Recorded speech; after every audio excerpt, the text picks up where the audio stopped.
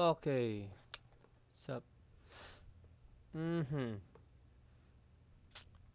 Grabe yung ano, no, yung shooting incident na naman tayo. Maingay yung motor. Ah, nakakawa, no. Pero magbigay lang ako ng komentaryo about dito sa ban online games for kids encouraged to participate in sports. Okay. Uh, ano lang, disclaimer lang, no. I'm not against sa ano niya sa yung motor yan. Ang ingay ah. Tawag dito, hindi ako against dito sa gusto niya. I just want to give opinion kasi yan, nagbigay nga siyang opinion. Hindi ako pwede din, di ba? So kayo, pwede din kayo magbigay ng opinion pero para sa akin lang experience ko at ano ang epekto, no? Okay. Start tayo sa hilig ko. Okay. Ang hilig ko nga pala is video games. Since elementary, grade 6 up to high school until now, no? Video games lang ako. Ano yung mga video games na yun? Lahat. Lahat ng mga video games simula dati hanggang ngayon nilalaro ko. Andito na yung Counter-Strike, ano pa ba? Lahat ng guns, no? Yung mga barilan, patayan, lahat-lahat. Ano pa ba? GTA, yes. Andyan yung ano, grabe yung GTA, no? Lahat ng mga katarantaduhan na, na pwedeng gawin ng isang bata, nandyan. Lahat. Lahat na. Ano ba yan? Motor na yan ba? Ang ingay. Sesa na, So, yun lang, no? Ah, bakit yun naman yung hilig ko? Hindi naman nangyari sa akin yung nameril ako. Okay? Sige. Ano natin, no? Lahat ng games nilaro ko. Situation sa bahay namin magulo, no? Dati magulo. Ano, ano naman di na nagbago naman na ngayon si mama at papa, no, sweet na sila. Pero dati magulo pero walang nasasaktan na mga anak, no. Sila yung nagsasakitan, no, 'di ba? Na ano namin 'yan, tawag dito, experience ko 'yan, no. Harap-harapan nag-aaway si mama at papa, magulo, tapos nakikita ko para nagpapatayan pa, ganun. 'Di ba? Tas ako pinapalo ni mama, 'di ba? Pag nagpapasaway, tapos yung sumasagot, ginagawa lahat sa akin, no? Tapos nagbi-video games pa ako. Ba't tapos marami pang ano, may nambubuli din sa akin. 'Di ba? Ba't di ako nakapatay? Siguro sabihin niyo, kasi walang baril doon sa bahay niyo. Hindi ganoon, no? Alam niyo kung bakit? No? Dahil sa social media, no? Kasi lahat halos nakikita na ng mga kabataan ngayon. Lahat ng klaseng emosyon nakikita nila. Dati kasi, ano lang naman yung social media dati, ano lang naman yung nakikita. Puro lang naman mga, pwede natin sabihin, mga sayaw. Halos kadalasan sayaw, tapos movies. Walang gumagawang content dati na katarantaduhan, tapos walang gumagawang content na mga kabulastugan. Wala. Siguro meron pero hindi ganun kalala, no? Tsaka hindi ko alam kung anong gusto kong iparating dito sa video na to kasi nga wala namang manonood nito eh. Tayo na, ako lang din naman manonood nito eh. Tapos tawag dito, hindi ko alam kasi nga ano, kasi nga bakit sa akin hindi nangyari? Yun yung question. Bakit sa akin hindi naman ako nakapatay, hindi naman ako nakaano, tawag dito, hindi naman wala. As in wala. Totally my mind is good. Emotional lang ako pero hindi ako nag ala nag ganyan, no? Hindi ako naglaslas. makamatay, no? Although madaming problema ang dumating sa buhay ko, madami, no? Hindi naman, yun yung question eh. Hindi naman. Bakit? Bakit ngayong panahon ngayon nangyayari? Ano yun? Anong, ba't ganon? Yun yun, big question. Siguro sa question ko na yun, question, pero para sa inyo, alam nyo na yung sagot, no? Bakit? It's because the, tawag dito, resources, no? Kasi yung mga kabataan ngayon, halos nasa kanilang kamay na yung mga gusto nila, no? Isang request lang, andyan na agad, no? Walang control. Walang control ba? Tapos, lahat ng mga, tawag dito, example dyan, sa batas, no? Siguro nasa isip ng bata, hindi naman ako makukulong. Gawin ko na nga. Tapos, ano ba yun?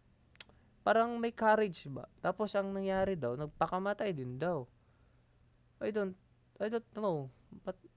Ba't ang gulo? Siguro hindi sa video games yan. No? Sir, kung sino ka man. Sir, hindi sa video games yan. Ano yan eh? Sa pagpapalaki ng bata. No? With all due respect doon sa parents, sa mga parents na doon involved doon sa incident ng mga yung mga nakaraan, yung mga namarel, no. Sorry to say, no, pero I think sa environment. Kasi kami, pag naglalaro kami ng video games, no, ano yan, sama-sama sa computer shop, magkakaibigan. No, andun lahat yung asaran, pikunan, suntukan, nandun lahat. Walang patayan na nangyari. Kasi, para sa amin, yung larong yun is enjoyment. Hindi siya seryoso ba? Hindi siya seryoso ba? Tapos, ito pa, nakabanggit dito, ban online games for kids, encouraged to participate in sports. Yes, pwede naman. Pero can you be specific kung anong games, no? Kasi madaming games. Tapos yung mga games na yun, may mga bata kumikita doon, no? Million pa yun, lalo na yung mga pro doon sa Mobile Legends. Yes, PUBG, mga content creator, no? Pag binan yun, patay. May mawawala din doon sa kanila. Diba? Tapos is in sports. Let's say in sports, pero some of kids are not able to play in sports. Alam nyo bakit? Siyempre, merong mga tao dito, yung mga payat, tao dito yung mind lang ba? Yung nasa isip lang nila yung kakayahan nila, matalino. Yan. Kaya dyan na invento yung video games, sports, yan. Mga mind games kasi yan. Mind games ba? Patalinuhan ba? Pautakan ba? Tapos ano pa? Basta-basta na lang nagsasalita, no? Kasi nabigla din ako. Kasi,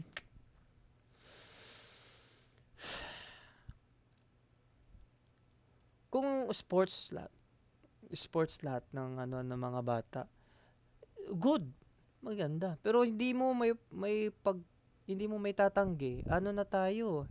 Pa-upgrade na tayo eh. Kumbaga, technology ba? No? Nag-enhance na ba? Hindi lang sa daily routines na nagaganap sa buhay natin, no? 'Di ba yung transportation, yung mga computerized na halos, yung hindi mo mawawala 'yan lalo na sa mga hilig, hobbies, no, mga games diyan.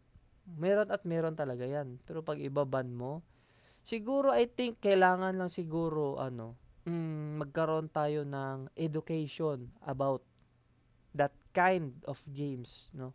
Yung maturuan yung bata ba, ano yung appropriate games para sa kanila.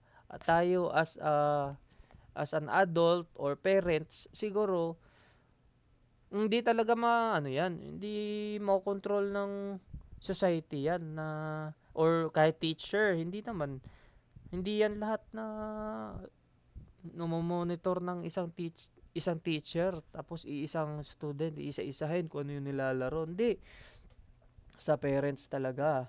Sa parents talaga yan. No, hindi yan sa guro. Hindi. Umpisa pa lang, dapat nga, yung, yung, tawag dito, 3 hanggang 7 years old, dapat nga hindi nagse-cellphone yan. Wag na lang iban yung games. Siguro, tawag dito, wag pagamitin yung bata, yung kabataan ng cellphone hanggat hindi pa fully develop yung mind. Yung hindi niya pa alam yung tama at mali, hindi niya pa alam kung ano nakakasama, 'di ba? Napakasimple lang naman gawin 'yan eh. Oh, 'di ba? Tapos ito naman, may cons naman doon. Paano naman yung mga parents na nasa abroad? Anong anong gagawin namin? Hindi naman maturuan kasi nga kailangan na magtrabaho ng parents na yun kasi nasa abroad. Ah, ang naisip ko naman doon is merong siguro I think merong curriculum, no? Or gumawa yung education ng curriculum about tawag dito, about social medias and platforms, ano pa ba, or games, no? Kung ano yung appropriate yung para sa kanila at saka anong epekto para sa kanila pag lagi silang ganito, ganyan. At saka ano yung para dapat sa kanila, no? Kasi nga tingnan mo sa Japan kasi, alam mo sa Japan, napakaganda ng doon, education nila kasi yung mga bata doon, hindi puro subject yung inaaral nila. Ay yung inaaral doon sa Japan, tawag dito disiplina. Nakalimutan ko hanggang ilang taon pero I think hanggang sa maintindihan at ma-develop na nila. For think 10 years old, 7, 10 below, ganun. Hindi sila nag-aaral ng mga kulay, numbers. Siguro meron pero mas doon, mas priority yung discipline na tinuturo sa mga bata at yun nung wala dito, no? Meron man dito sa Pilipinas pero private school, hindi sa public. And that's how I think, no, na kailangan i-improve. Hindi ko naman sinasabi na tawag dito, nag-fail yung education, ba, tawag dito ko sa games ba, beta pa kasi yung education ng Pilipinas at kahit saan man lupalot na mundo, beta talaga. At saka, learning is never, ba yun? Kalimutan ko. Hindi natatapos yung learning, no? So, I think, siguro, dapat ng curriculum, yung, DepEd na ang tinuturo lang doon, discipline lang. Discipline. Discipline, tapos anong magandang gawin para sa kapwa mo, ganon. Mga tamang tamang pag-uugali at tamang gawain, no, para sa ekonomiya at saka bilang as a bata. Ano bang papel ng mga bata? Ganun. Siguro yun yung kulang sa Pilipinas. Yun talaga, hindi i-ban yung mga games. Pwede. Pwede, pero I think hindi yung solusyon doon eh. Hindi solusyon. Hindi games, hindi pag-ban ng games yung solusyon, kundi magkaroon tayo ng edukasyon na ang tinuturo is disiplina lang, wala nang iba. Disiplina. Mayroong mga subject man siguro, pero is light, pero mas pabor ba? Ang disiplina ba? Palagay natin, simula hanggang kinder hanggang grade 3. Ganun. Puro discipline. At saka may yun. Kumbaga, pa-complex yung mga discipline na dapat tinuturo at pinapatatak sa bata. Pag may ganon, ewan ko na lang kung may bata pang dyan, mamamaril dyan kung ano mang gawin, mangre-rape or ano pa. Di ba? Kasi batak na eh. Kumbaga alam na tama't mali. At saka alam, kumbaga may ba? Tawag dito, may konsensya na ba kung gagawa ng masama, makokonsensya siya kasi nga naturo na sa kanila. Sa bata pa lang naturo na sa kanila, no, yung tama't mali, yung tamang disiplina, tamang pag-uugali, yung mabuting pag-uugali. Wala naman ng ano eh, wala nang maraming diskusyon dyan eh. Pag-aaralan mo nga, research na. Wala na yun eh. Pinapahirapan pa kasi eh. Di ba? Pakadali eh. May mga paano-ano pa nang nalalaman, mga ganito, ganyan. Iisa lang naman yung solusyon, no? Baguhin yung ano, yung tamang pag-uugali ng mga kabataan. At ano 'yon? Sa edukasyon, 'di ba? 'Yun. Hindi sa games 'yun. Kasi ako wala eh. Ako mismo, puro games yung nilalaro ko. Lahat kami ng mga tropa ko. Pero sa tropa ko, parang wala pa akong nabalitaan na nakapatay. No? Wala. Wala. Sa environment yan. Tsaka sa pag-uugali.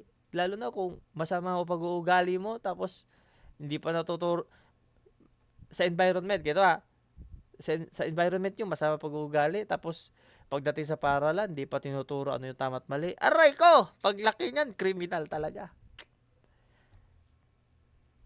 No? Ano lang again disclaimer ko. Opinion ko lang yan. No? Opinion at naisip ko lang yan. Walang script, walang ano sasabihin ko. Wala, kasi hindi ako ganun. Ano yung nasa isip ko, sasabihin ko, no? Ayaw naman sa hindi, ayaw naman pakinggan. Wala, akin lang to eh. Kumbaga, ako lang din manonood dito. No? Yun lang yung sa akin.